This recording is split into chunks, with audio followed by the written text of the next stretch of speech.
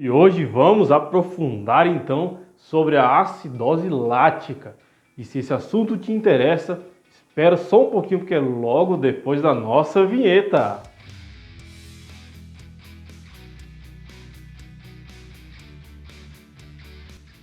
Fala, futuros doutores! Fala, futuras doutoras!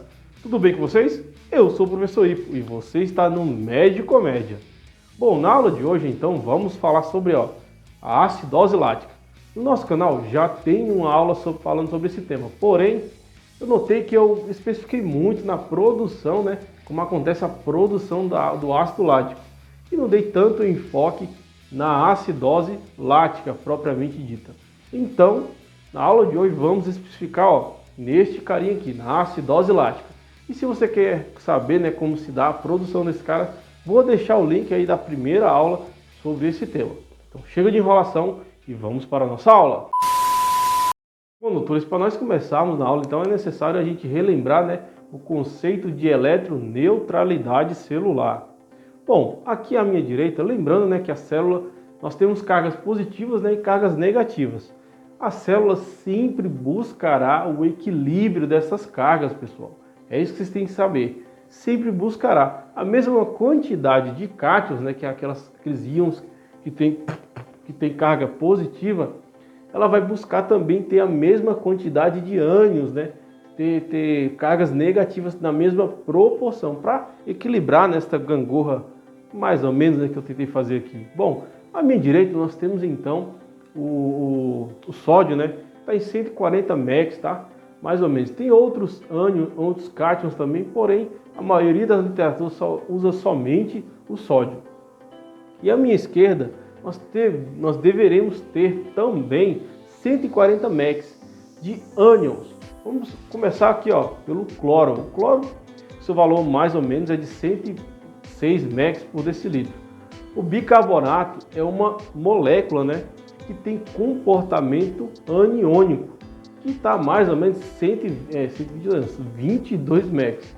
E por último, para equilibrar a equação, nós temos o anion gap, que se você somar 106 mais 22 vai dar 128. Mais 12 do anion gap, 140, equilibrando a equação, a eletroneutralidade celular. E levando em consideração isso, nós podemos ter três cenários então. O cenário da normalidade, olha lá, aquela primeira coluna lá, o sódio em 140, o sódio 140, o cloro, eu esqueci do cloro, o cloro em 106, o bicarbonato em 22 e o anion gap em 12. Esse é o normal. Só que aqui à minha direita, vocês observarem, nós temos o sódio em 140, porém o cloro está elevado, tá vendo? O cloro está elevado. Ele está consumindo, lembra da nossa aula? Está comendo o bicarbonato, entendeu?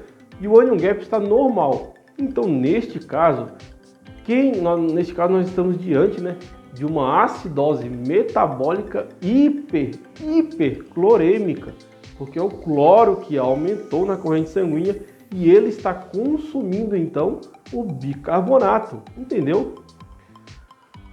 Diferente desse outro caso aqui, nós temos o sódio em 140, o cloro está normal, só que quem está consumindo, quem está consumindo o bicarbonato é o anion gap, é ele que está consumindo, é ele que se elevou na corrente sanguínea e acabou consumindo este bicarbonato. Então, acidose metabólica hiperclorêmica, acidose metabólica com anion gap elevado. Bom, mas o que é o anion gap então? Bom, o anion gap é a associação de algumas moléculas que têm comportamentos ácidos e aniônicos, Por exemplo, a albumina. A albumina, pessoal, é uma proteína que tem comportamento aniônico. Os cetoácidos, esses sim são ácidos, os famosos corpos cetônicos, esses realmente são ácidos. Os sulfatos, os fosfatos, que também são moléculas que têm comportamento aniônicos, têm cargas negativas. E para terminar, os ácidos orgânicos, como o ácido nucleico, o citrato urato e o nosso famoso ácido lático, que é o tema desta aula. Bom, mas o que é então o ácido lático? Primeiro vamos separar o que é ácido lático do lactato.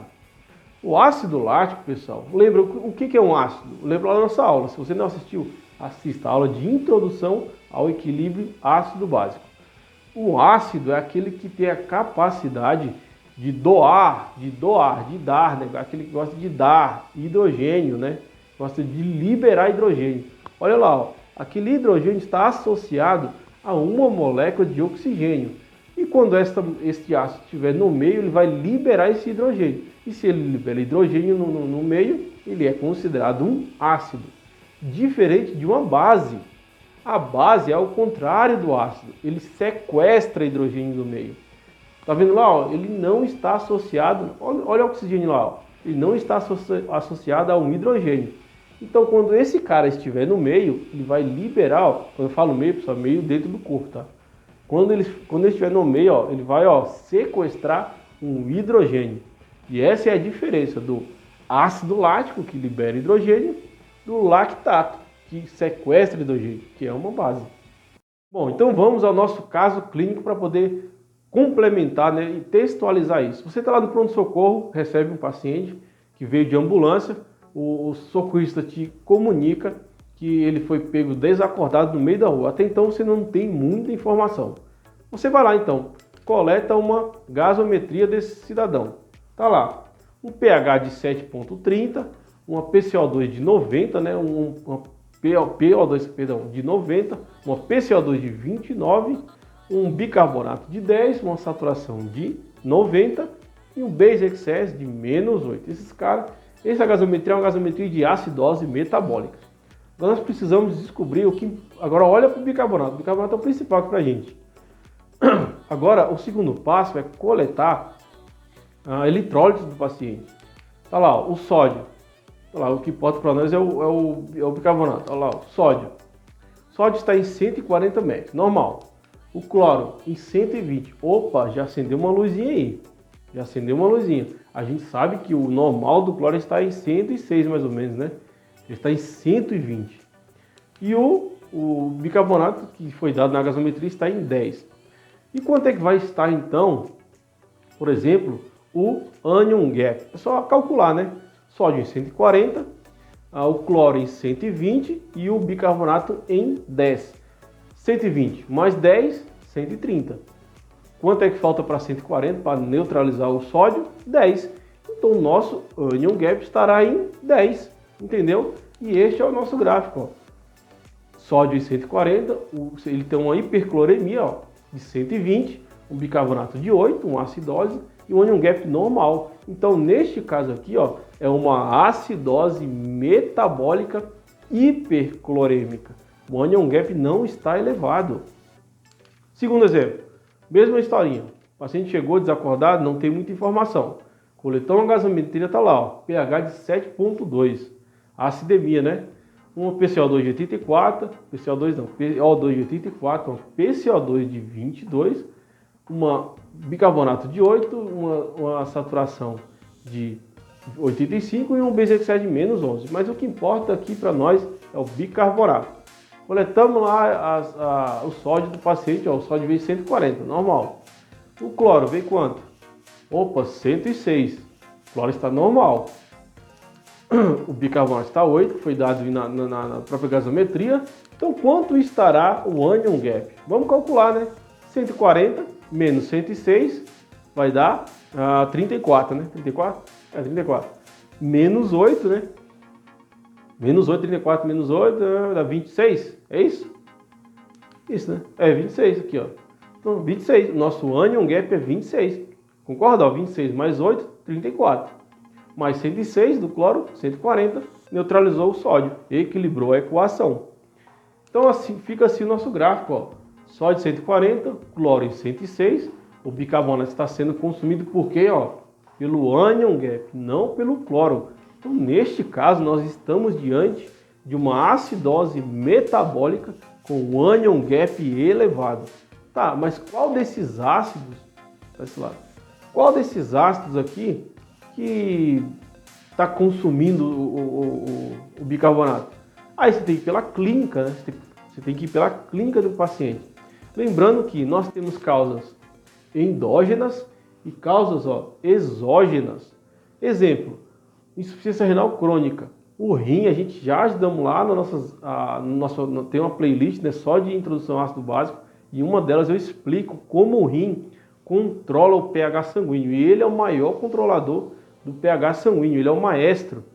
Então, se você não tem um rim funcionante, você começa a acumular na corrente sanguínea hidrogênio, né, tornando o meio mais ácido.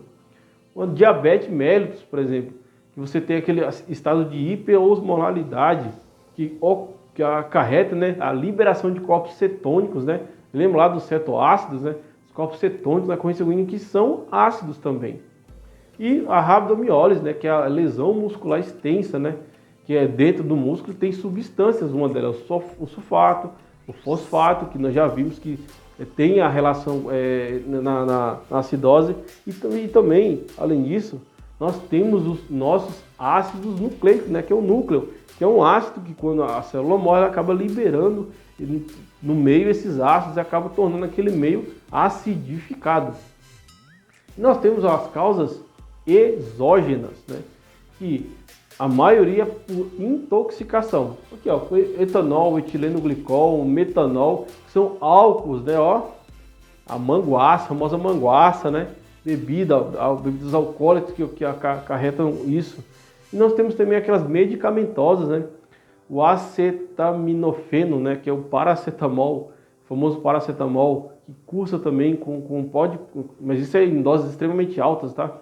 Os salicilatos, né? Por exemplo, o ácido lático e o ácido valproico, que é uma medicação muito usada na psiquiatria, é um estabilizador de humor, tá? Um anticonvulsivante, estabilizador de humor, muito usado em psiquiatria. Então pode ser tanto medicamentosa como alcoólica.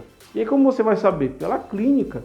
Se você recebe um paciente com aquele ácido cetogênico, né, ácido cetônico, você vai imaginar o quê? Uma diabetes. Você coleta lá uma glicose capilar do paciente. Tá bem no olho.